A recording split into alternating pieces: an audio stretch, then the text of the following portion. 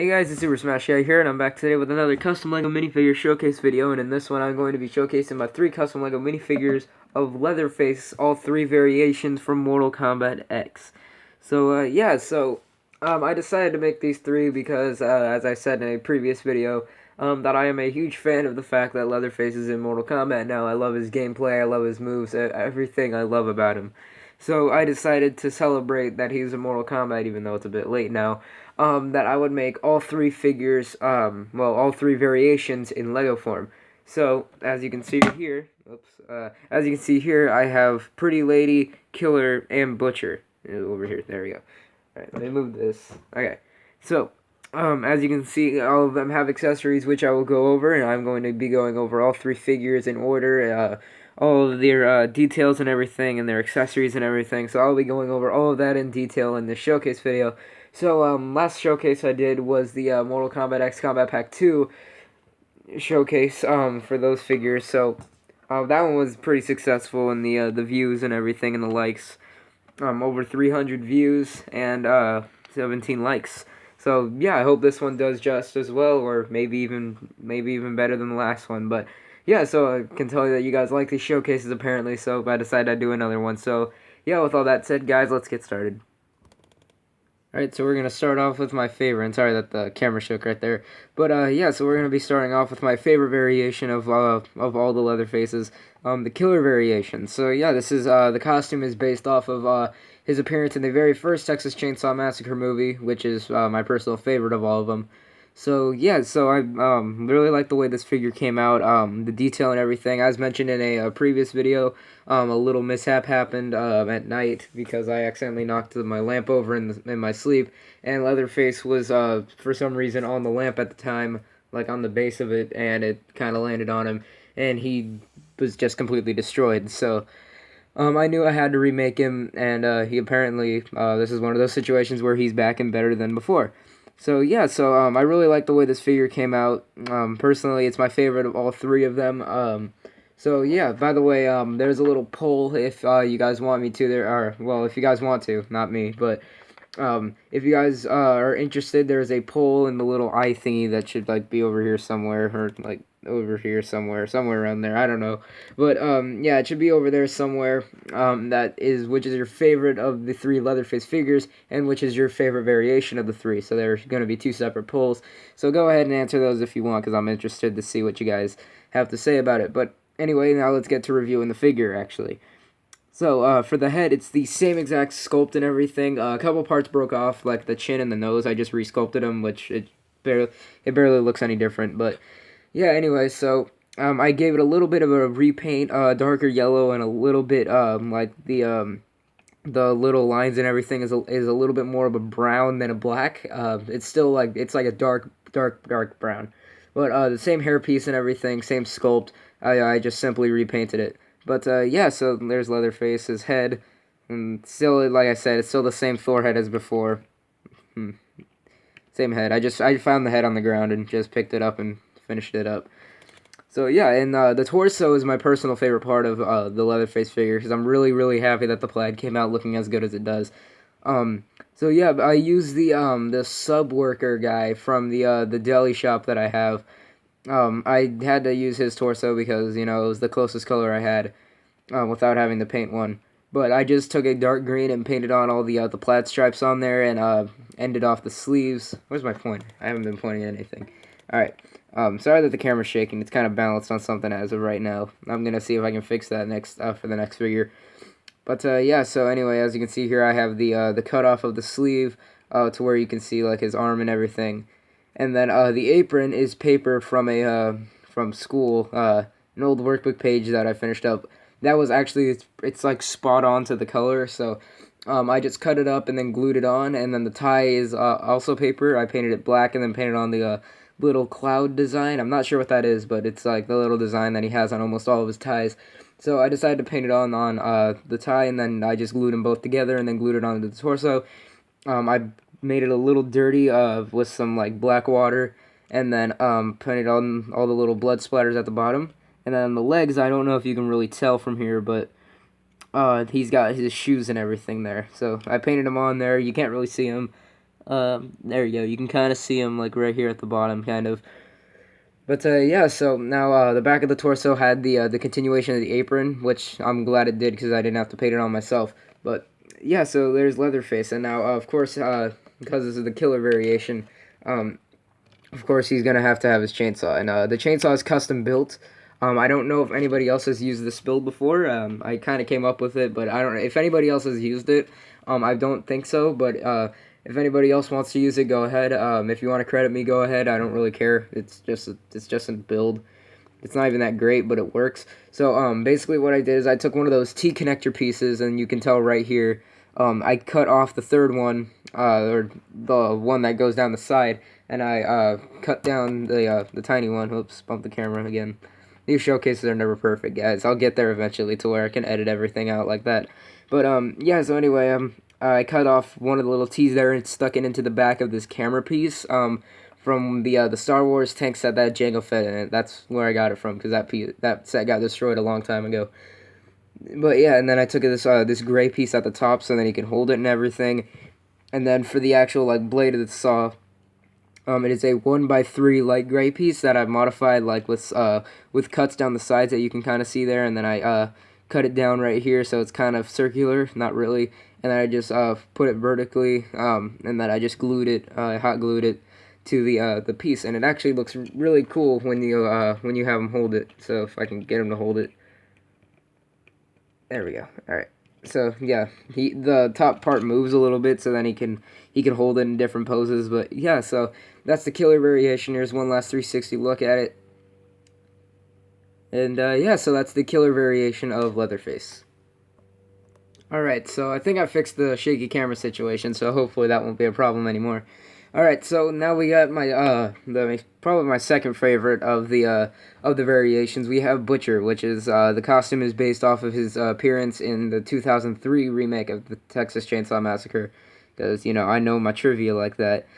But yeah, so and I didn't look it up actually. I've seen that movie before. I actually like it. But yeah, unlike most people. But anyway, let's talk about the figure itself now. So yeah, I decided to make this figure after I saw the pieces for it. Mainly because I love his brutality that he has. Tenderizer, if you haven't seen it, look it up. It's the best brutality in Mortal Kombat X, in my opinion. But yeah, so I really like the way this figure came out as well. I'm not entirely happy with the face, but for what like I can paint, I like it. I wish I could have sculpted it, but I tried sculpting it and it looked terrible. Unfortunately, I didn't take a picture of it to show you guys what it looked like. But yeah, let's just say just be glad I didn't. So yeah, anyway, the hairpiece that I used is the grandpa hairpiece from the Lego movie. I think this is also Harry Potter's hairpiece. I'm not sure, but I think it is. So I'll just say that Harry Potter hairpiece, but I painted it black because I keep bumping the table, guys. I'm sorry. And that's shaking the camera. Okay, I suck at these, by the way. So there. Okay, hopefully now I won't kick it anymore. Okay.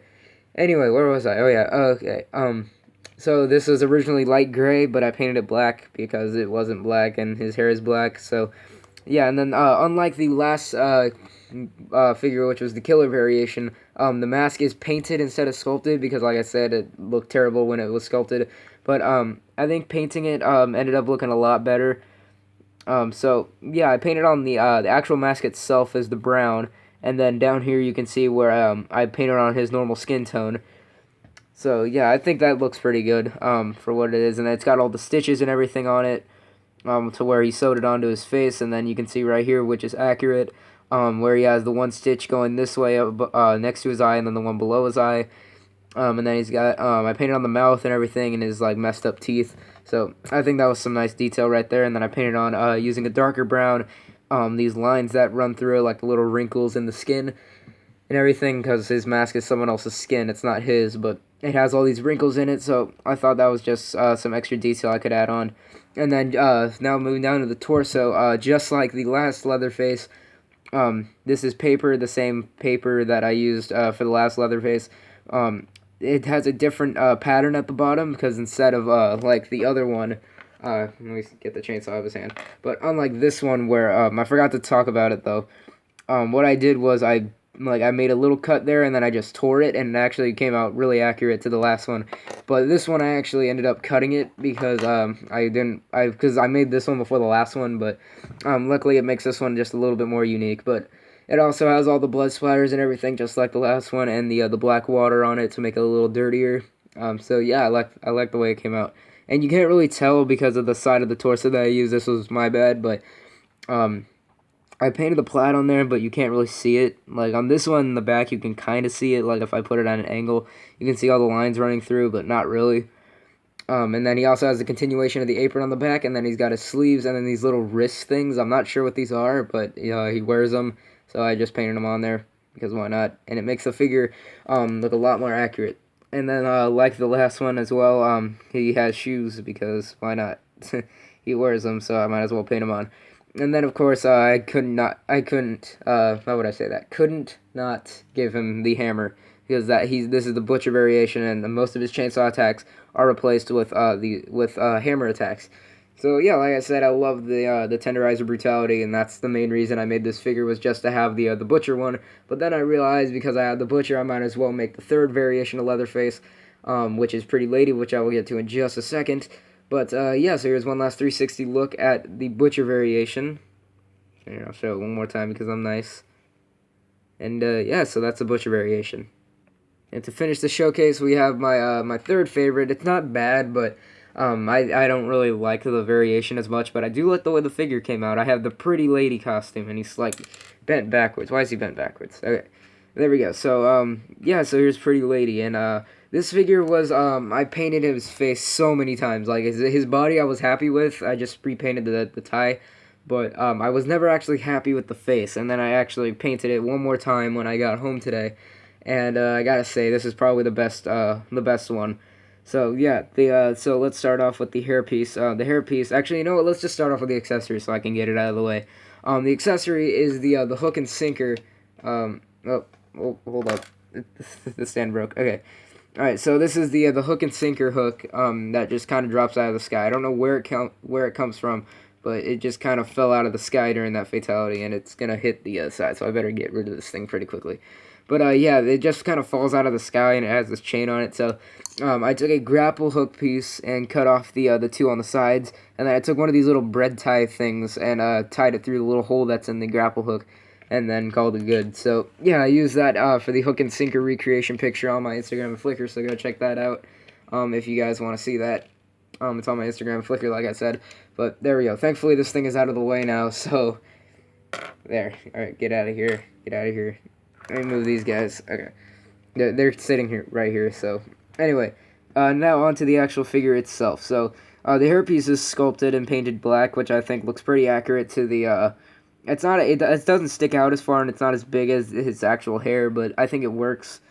It mainly looks like this because it dried out a little bit, and then when I took it and painted it at the hotel, like I said, because I was on vacation, I took this figure, I snuck some paints with me, and then painted it at the hotel. So yeah, so like I said, the clay kind of dried on the drive there because I went from California to Arizona, and yeah, it kind of dried, so it's all crumbly and everything. It's got all these little wrinkles in it, but that actually ended up looking a lot better than I thought it was going to, and it actually works for the hair. So yeah, thankfully that worked out.